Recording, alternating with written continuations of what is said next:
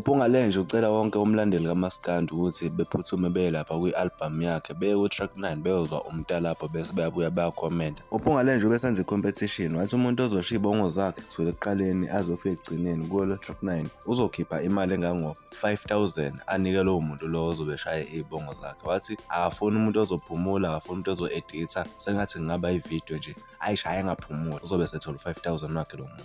Yeah. Right, bafowethu ngifuna ukuthi kuyo yonke i-album njengoba nje niye lapha ku track number 9 nifike niyilalele umtalapho loyo. Yeah, track number 9 kuyanyiwa umtalapho loyo.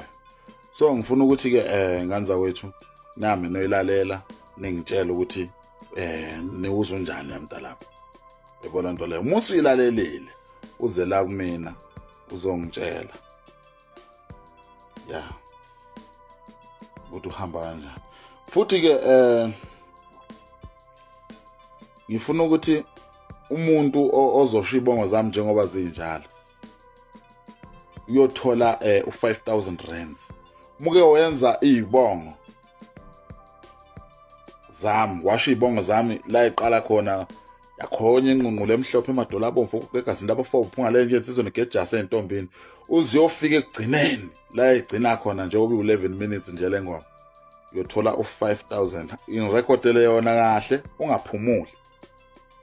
Record ungayi-edit, recorda noma wenza ivideo ungisendele nambini yami uzosithola ke 5,000.